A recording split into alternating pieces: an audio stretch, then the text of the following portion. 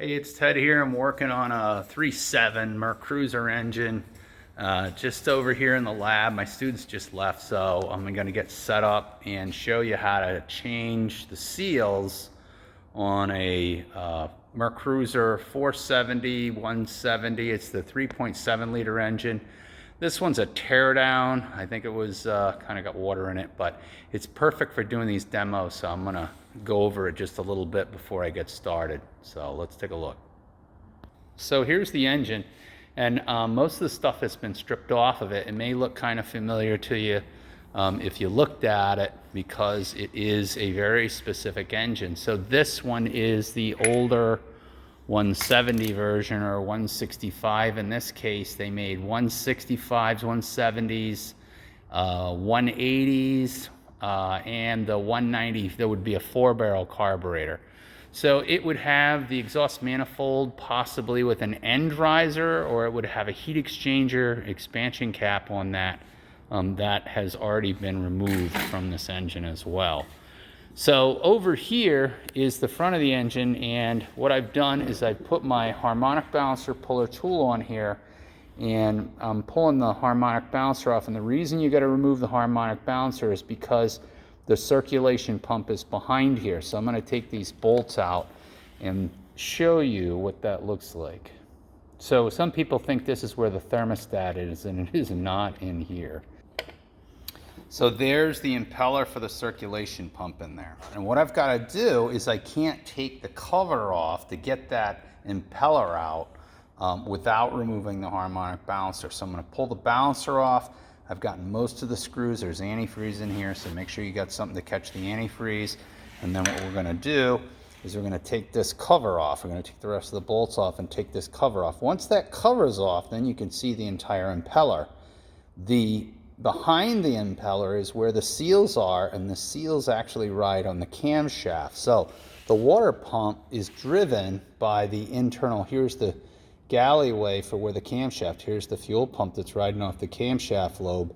So this is a very specific camshaft that was built and designed by MerCruiser for these engines, not something you can get readily available. And what happens is the seal inside here fails, and then that starts to leak into a cavity, and then that drains out, and you get into where you've got an antifreeze leak in the front of the engine. You're trying to figure out where it is. It's those seals in there. So I'm going to show you that. We'll measure it and show you what it takes to put speedy sleeves on that seal. So make sure that you use a 1/2-inch breaker bar here. What I've done is I've spun this off most of the way with a breaker bar, and now I can start to turn it with a ratchet. So I'm going to finish taking this off, and then I'll show you the stator. And the stator wires come out here, and they've been removed, and there's a water jacketed voltage regulator back here. And that regulator actually has seawater that runs through the back side, and it comes out, and comes from the drive, comes through here, and then it runs around and goes to the heat exchanger. So a lot of stuff is missing here, but that's what this is. This is the voltage regulator. The stator goes bad a lot in these, and then what people do is they put an upfit kit on this. I have it on the 3.7s in my Imperial, and it's a backfit kit that allows you to put a standard alternator on the engine and run it off the pulley out the front of the engine. I'll show you that in a later video too. All right, I got the harmonic balancer off, and it's removed, and I'll show you the stator behind it, but I wanted to mention that these bolts here are 3/8/16, so they're coarse thread 3/8 diameter bolts. So you still have to take the stator off, because there's one more bolt. I'm going to take all of these bolts off of the water pump cover, but it's underneath the stator. Now the fastener that holds the stator on here is a 5/32 Allen. What I always do is I mark these next to the bolts with an indelible magic marker. It just makes it easier. So when I'm going to put this back on, because the wires go up through this cavity, you can only put it back on one way.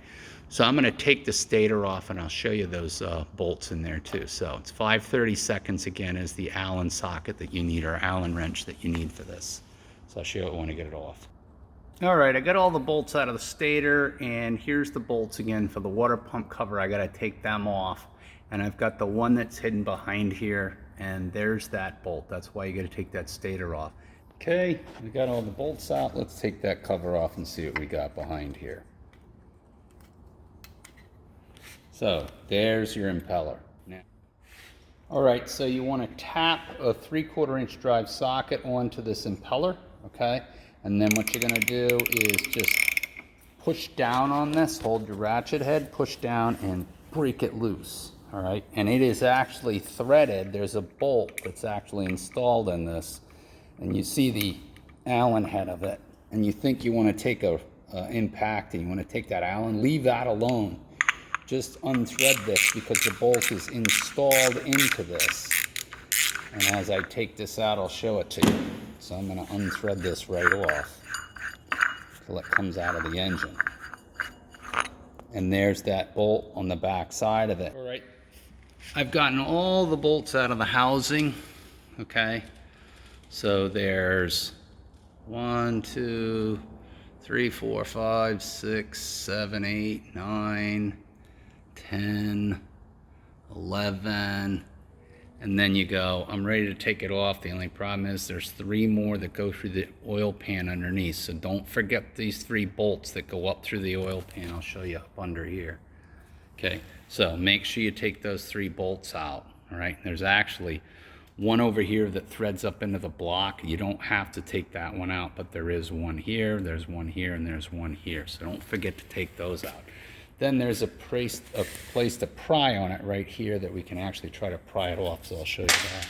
So I'm gonna see if I can't break it loose a little bit. Just put a screwdriver in here on the side and see if I can't work it free. And it's coming loose. So you can see the whole cover is gonna come off here. There it goes. Make sure you're careful when you're taking this off that you don't wreck that seal. Don't put anything in between here and pry it off. You want to be really careful. Once you get it loose, you can work it back and forth usually and get it off. And then it's just about ready to pop off. So there's that front main seal here. That's going to ride on your crankshaft, right? That's just about coming off the camshaft here, and you're going to see what we're going to find in a second. So let me take this cover off. Okay, I'm ready to take the cover off. I got it all pried out. Now there is 2 locating pins in this, so when you pry that off, just be careful as you take it off. Don't put any metal behind here and pry it off. You want to work around and get it off. So there we go. Now there's 2 seals in here, back-to-back seals that are riding on the camshaft. You'll see that in a second. And there's my front main seal that rides on the actual front of the crankshaft. So now we're into the timing chain area here, and you can see that there's been water in here or moisture, and this is a teardown engine at this part. I don't think this engine's going back together the way it looks. The problem that you're going to run into, and this is why I'm doing this and taking the time, no big deal to take those 2 seals out. What you have though is you have this surface that those seals ride on. That surface is scored up. If that surface is scored up, you need a camshaft. Now, you can get away with that. What we're going to do is clean this up, and we're going to mic it. We're going to put speedy sleeve on here, and what that does is that gives a new surface for that seals to ride on. So yes, you can order the seals. You need to mic this, and you need to put a speedy sleeve on there, and that way you don't have the antifreeze leaking into the oil. So if you have a 3.7 and you got antifreeze leaking into the oil, all right, and it turns milky, and your antifreeze level's going down in your engine, it very well could, but these seals have failed because they cut a groove in the shaft, and we're going to polish this up and I'll show you that. So it is a very intricate engine, and I just wanted to go over taking it apart so you get a better feel for how to get to this surface of the shaft so you can actually put a speedy sleeve on it and change the seals in it. All right, so look for part 2. I'll clean it up, see if we can't get some speedy sleeves in there, and show you kind of the reassembly of it.